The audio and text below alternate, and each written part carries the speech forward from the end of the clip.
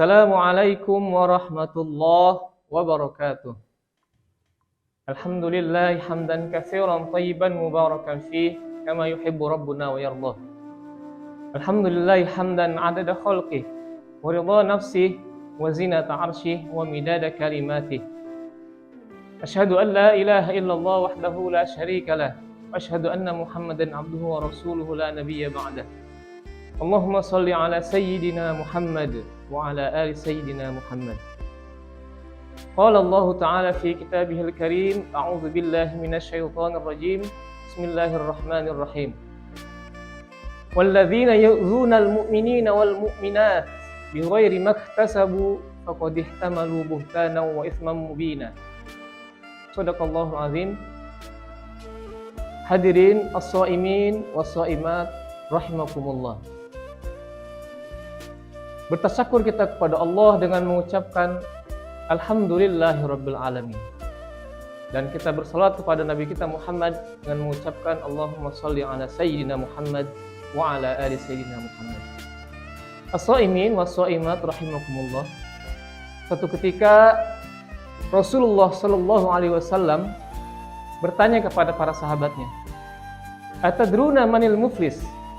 Wahai para sahabat, tahukah kalian siapakah orang yang bangkrut itu? Qalu, kemudian para sahabat menjawab, "Al-muflisu fina man la dirham lahu wa la mata'." Menurut kami ya Rasulullah, orang yang bangkrut adalah orang yang tidak memiliki uang sepeser pun dan tidak memiliki aset sedikit pun.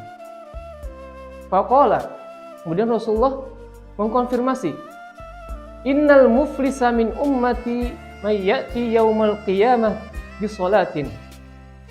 Kata Rasulullah, sesungguhnya orang yang bangkrut dari golongan umatku. Tolong dicatat, dari golongan umatku. Rasulullah tidak menyebutkan dari golongan umatnya Nabi Musa, umatnya Nabi Isa, tapi dari golongan umatku. Artinya apa? Akan ada nanti orang yang mengalami kebangkrutan seperti ini. Siapakah dia?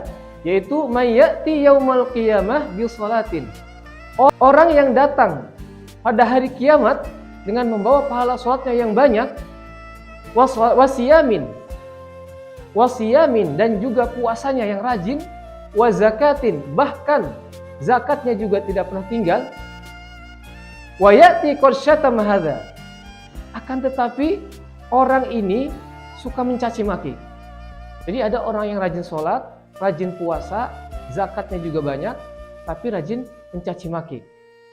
Wa qadhafa hadza, dia juga suka menuduh, memfitnah orang tanpa bukti. Wa akala mala hadza, dia juga bahkan memakan harta orang lain tanpa hak. Wa safaka dama hadza, bahkan menumpahkan darah orang lain, membunuh orang lain.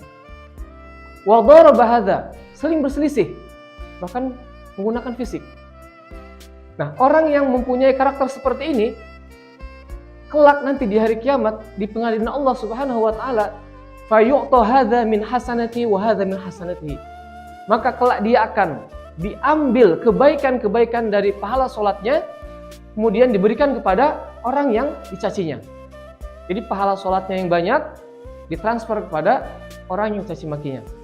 Pahala puasanya yang banyak diberikan kepada orang yang dituduhnya, difitnahnya.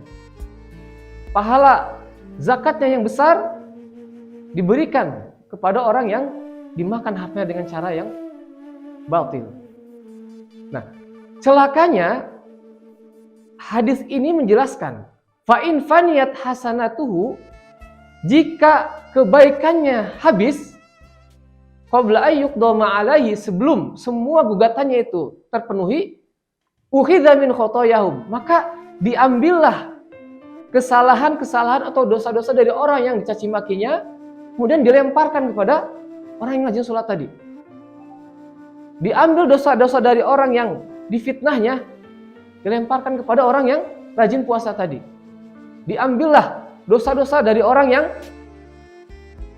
dituduhnya, dari orang yang dizoliminya, dilemparkan kepada orang yang rajin berzakat tadi. kemudian summa tudhiha finnar, kemudian orang itu dilemparkan pada api neraka. Wal iyadzubillah. Itulah kategori atau golongan orang yang dikatakan bangkrut menurut Rasulullah Shallallahu Alaihi Wasallam.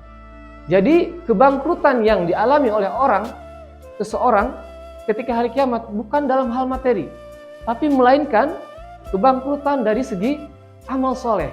Dia banyak beramal ketika di dunia, tapi amalnya habis, amalnya hangus, amalnya transfer kepada orang-orang yang disakitinya, dicacinya, kemudian dituduhnya, bahkan dibunuhnya. Maka bagaimana supaya kita terhindar dari sifat-sifat orang yang bangkrut ini? Maka Rasulullah mengajak kepada kita, pertama, kiat kita supaya terhindar dari bangkrut ini adalah senantiasa menjaga hak Allah dengan cara melaksanakan semua perintah Allah, beribadah sebanyak-banyaknya, dan menjauhi semua larangannya.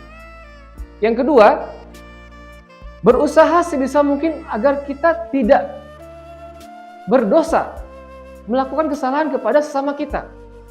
Karena taubat sesama kita harus meminta maaf terlebih dahulu. Seandainya pun kita terpaksa berbuat dosa kepada orang lain, maka kita berusaha untuk meminta maaf ketika di dunia. Dan jika perlu, kita ganti rugi apa yang pernah kita ambil, apa yang pernah kita makan tanpa hak, tanpa benar. Dan yang terakhir, senantiasa memperbanyak amal soleh dan mengurangi semua dosa-dosa, bahkan kita meninggalkan dosa-dosa itu.